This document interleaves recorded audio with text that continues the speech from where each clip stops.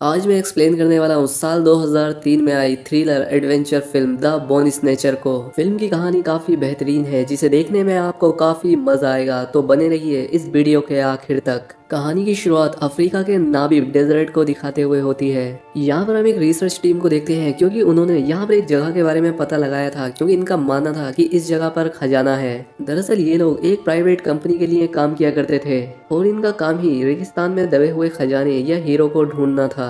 और इसीलिए ये तीनों उस जगह पर जाते हैं जहाँ पर इन्हें एक अंडे के आकार की बड़ी सी चट्टान मिलती है। जब पोल उस चट्टान पर हथौड़ा मारता है तो वो चट्टान टूट जाती है और उसमें से एक अजीब सा क्रीचर निकलकर इन तीनों को मार देता है। इसके बाद सीन चेंज होता है और हमें शहर में एक लैब को दिखाया जाता है जहाँ पर डॉक्टर जैक अपनी साथी साइंटिस्ट के साथ एक क्रू की मदद कर रहा था जो कि एक रूम में फंसे हुए थे और उस रूम का टेम्परेचर -100 डिग्री सेल्सियस पहुंचने वाला था, जिसे जैक अपनी सूझबूझ से कंट्रोल करके उस क्रू की जान बचा लेता है। अब इसके बाद जैक का बॉस उसके पास आता है और उससे फील्ड पर जाकर कुछ ढूंढने का एक काम देता है। इसके बाद हम अगले सीन में देखते हैं कि जैक उसी रेगिस्तान में पहुंच जाता है जिसे हमने मूवी की शुरुआत में देखा था। अब टैक्सी वाले जैक को उतार कर यहाँ से चला जाता है और यहाँ पर एक बूढ़ा आदमी अपनी एक छोटी सी दुकान लगाकर बैठा था। वो बूढ़ा उसे एक कोल्ड ड्रिंक कैन देता है। ये देखकर जैक काफी खुश हो जाता है कि चलो अच्छा है, इस बंजर रेगिस्तान में मुझे कुछ तो मिला। खैर अब जैक को रिसीव करने के लिए कमांडर कार्ल आता है और उसे अपनी कंपनी के बेस पर ले जाता है। बेस के रिसेप्शन पर उसे मिकी के साथ उसका साथी जॉन मिलता है। अब मिकी जैक का पासपोर्ट देकर उसके सामान की चेकिंग करती है, जिसमें उसे जैक की एक मशीन चार्ली मिलती है जो कि एक ट्रैकर था और ये ट्रैकर 2000 फीट नीचे तक के पानी का पता लगा सकता था। अब चेकिंग के दौरान ही कार्ल का एक साथी टाइटस भी आता है जिसके पास एक मरा हुआ सांप था। खैर जैक की एंट्री करने के लिए मिकी एक डायरी ढूंढती है जिसे कि जॉन अपनी पैंट में रख लेता है।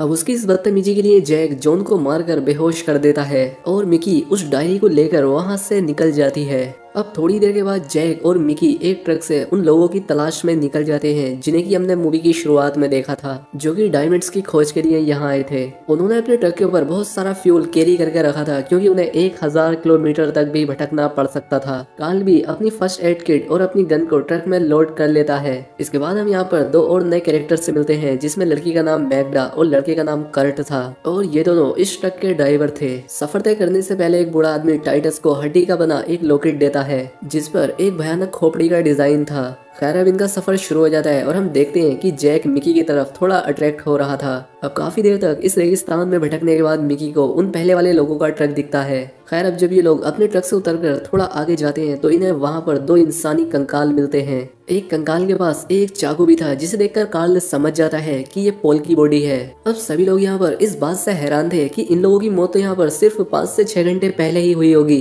तो इनकी बॉडी इतनी जल्दी डिकम्पोज होकर कंकाल कैसे बन गई। मिकी इसकी इन्वेस्टिगेशन करने के लिए पुलिस बुलाने के लिए कहती है, लेकिन कार्ल का शक उस तीसरे आदमी पर था क्योंकि यहाँ पर सिर्फ 2 ही कंकाल थे जबकि यहाँ पर 3 लोग आए थे, यानी कि उस तीसरे आदमी ने ही इन दोनों को मारा होगा। तभी उन्हें टाइटस आवाज लगाकर अपने पास बुलाता है। यहाँ पर इन्हें पैरों के निशान दिखाई देते हैं जिनका ये लोग पीछा करने लगते हैं। मैग्डा वही ट्रक में थी। अब इन्हें आगे आने के बाद पता चलता है कि शुरुआत में पैरों के सिर्फ 2 ही निशान थे, लेकिन अब उन्हें 4 पैरों के निशान मिल रहे हैं। तभी जैक का ट्रैकर एक डायरेक्शन की तरफ बीप करने लगता है, जिसके बाद सभी लोग उसी तरफ बढ़ जाते हैं। ये लोग एक शमशान जैसी जगह पर पहुंच जाते हैं जिसे देखकर लग रहा था कि शायद यहाँ पर ब्लैक मैजिक होता होगा।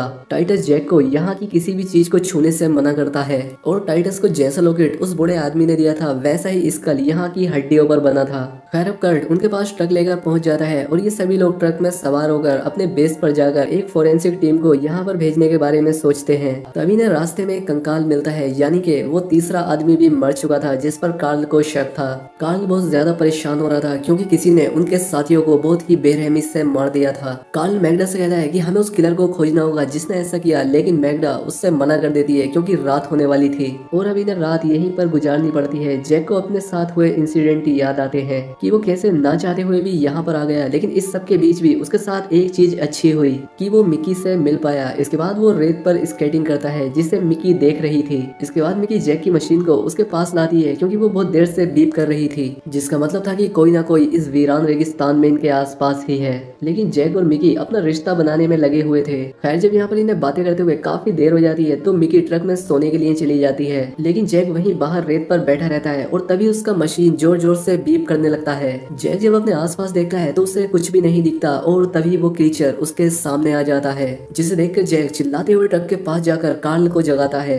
कार्ल जब चारों तरफ अपनी टॉर्च जलाकर देखता है तो उससे कुछ भी नजर नहीं आता। वो जैक से कहता है कि देखो तुम अफ्रीका में हो, तुमने जरूर कोई जानवर देखा होगा, यहाँ पर अक्सर ऐसा होता रहता है। तभी मिकी उन्हें बताती है कि हमारे साथियों के कंकाल गायब हैं। कार्ल को लगता है कि ये जरूर जैक ने किया होगा, लेकिन जैक उस पर गुस्सा करते हुए बोलता है कि तुम्हें भी पता है कि यहाँ पर कुछ अजीब चल रहा है और वैसे भी मैं उन हड्डियों का क्या करूंगा। इसके बाद टाइटस उन्हें क्यूलो के बारे में बताता है जो कि एक क्वीन थी और वो अपनी प्रजाति की पहली और आखिरी जीव है जो कि डायनासोर से भी पहले से है और वो सिर्फ दूसरी चीजों का शिकार करती है, वो सिर्फ हड्डियों को ही छोड़ती है। लेकिन ये सारी बातें कार्ल को बकवास लगती है। खैर अब थोड़ी देर के बाद कर्ट और जैक को मशीन से फिर से बीप करने की आवाजें आती हैं, तो कार्ल मैग्डा को ट्रक उसी डायरेक्शन में ले जाने के लिए बोलता है, लेकिन मैग्डा उसे सुबह होने के लिए कहती है। खैर अब जैसे ही सुबह होती है ये सभी लोग उस चीज के पैरों के निशानों का पीछा करते हुए आगे बढ़ते हैं। अब एक जगह आने के बाद ये सभी लोग चारों तरफ उस क्रीचर को ढूंढने लगते हैं। वो क्रीचर उन्हें एक जगह पर दिख जाता है और कार्ल उसे अपनी गन से शूट कर देता है और गोली लगते ही वो क्रीचर राख की तरह बिखर जाता है। जब ये लोग उस जगह पर जाकर देखते हैं तो इन्हें वहाँ पर कुछ भी नहीं मिलता। कार्ल भी ये देखकर काफी हैरान था।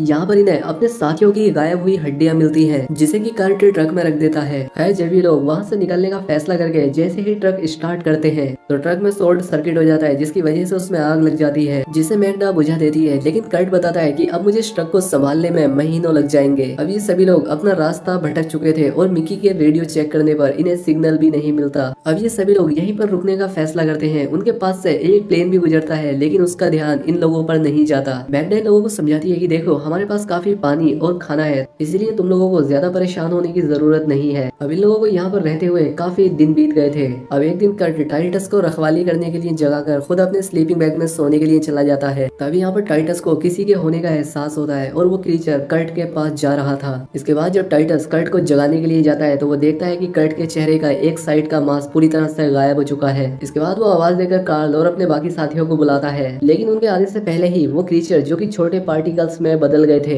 जो कि छोटी काली रेत जैसे दिख रहे थे, वो टाइटस को भी अपना शिकार बना लेते हैं। तभी कार्ल आकर उस स्लीपिंग बैग पर फायरिंग करने लगता है। जैक और मिकी घायल टाइटस को ट्रक में लेकर जाते हैं। गोली का उस क्रीचर पर कोई असर नहीं हो रहा था, वो इनकी तरफ बढ़ता ही जा रहा था। इसलिए कार्ल वहाँ पर पेट्रोल छिड़क कर उसके पास आने का इंतजार करता है। मैग्डा उसे आग जलाने से मना करती है क्योंकि इसमें कर्ट भी जल जाता, लेकिन कार्ल मानने वाला नहीं था। तभी जैक बताता है कि वो क्रीचर वापस जा रहा है पेट्रोल की वजह से। इसके बाद सभी लोग टाइटस को देखने लगते हैं। अब जैक ट्रक के चारों तरफ पेट्रोल डालकर सभी को सेव कर लेता है क्योंकि ये क्रीचर पेट्रोल के पास नहीं आ रहा था। तभी कार्ल देखता है कि उस क्रीचर ने कर्ट के कंकाल में समाकर एक खौफनाक रूप ले लिया है। ये देखकर कार्ल उस पर हमला करता है, जिससे वो क्रीचर वहां से जाने लगता है। अब यहाँ पर कार्ल और जैक में झगड़ा हो जाता है क्योंकि जैक कार्ल को गोली चलाने से रोक रहा था। मिकी उन्हें रोकते हुए समझाती है कि हमें आपस में नहीं लड़ना है। इसके बाद ये सभी लोग प्लान बनाते हैं कि हम लोग पैदल ही अपने बेस में जाकर मदद लाएंगे और इस बीच मैग्डा टाइटस के साथ ट्रक में ही रहेगी। अब अगली सुबह मिमी, कार्ल और जैक पैदल ही रेगिस्तान में आगे बढ़ते हैं। काफी दूर आगे आने के बाद उन्हें उनकी तरफ एक रेत का तूफान आता हुआ दिखता है, जिसमें वो सब फंस जाते हैं। खैर तूफान खत्म होने के बाद ये लोग दोबारा से अपने सामान को चेक करते हैं, जिसमें कि जैक की मशीन टूट गई थी और साथ ही उन्होंने पेट्रोल का एक बॉक्स भी लिया था,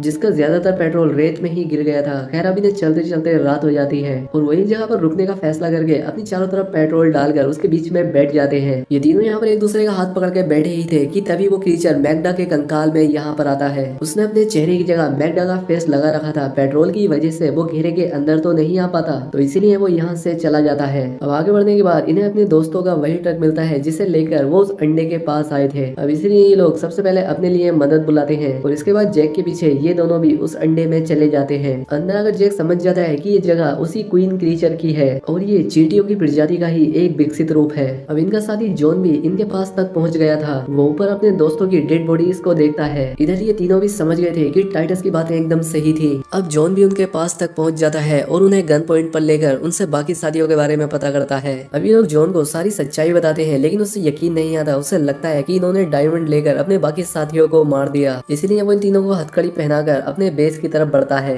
ये तीनों समझ चुके थे कि वो क्रीचर कितना खतरनाक है, इसलिए अगर इन्होंने उसे अभी नहीं रोका तो बाद में रोकना इम्पॉसिबल होगा। इसलिए कार्ल पीछे से जॉन पर हमला करके उसे बेहोश कर देता है, क्योंकि वो जान गए थे कि वो क्रीचर अपनी पूरी एक कॉलोनी बनाना चाहता है। इसलिए ये लोग उस माइन के पास आते हैं। उनके पास एक एक्सप्लोसिव लिक्विड था जिसे कार्ल अपने पास रखता है और ये लोग उस माइन के अंदर जाते हैं। इन्हें यहाँ पर कुछ भी नहीं दिख रहा था। तभी यहाँ पर जैक को एक पुराना जनरेटर दिखता है जिससे उस माइन में रोशनी हो गई थी, और इसके बाद ही उस माइन के अंदर जाने लगते हैं और हम देखते हैं कि उस क्रीचर को भी इनके होने की खबर लग गई थी। कार्ल उस क्रीचर को देखकर आगे बढ़ने लगता है। उसे आगे बढ़ने से मिकी और जैक रोक रहे थे और जैक उन पर हमला करके एक पिलर गिरा देता है। अब जैक उस क्रीचर का ध्यान भटकाता है और वो क्रीचर जैसे ही जैक के पीछे आता है तो वो एक गड्ढे में गिर जाता है। अब मिकी कार्ल को उठाकर उस गड्ढे के पास आती है। अब कार्ल मिकी को उसकी जान बचाने के लिए थैंक्स बोलता ही है कि तभी वो क्रीचर कार्ल का पैर पकड़कर उसे गड्ढे में खींच लेता है। दोनों कार्ल का हाथ पकड़ लेते हैं, लेकिन कार्ल इनसे अपना हाथ छुड़ाकर उस लिक्विड एक्सप्लोजिव को एक्सप्लोड करके खुद के साथ उस क्रीचर को भी मार देता है।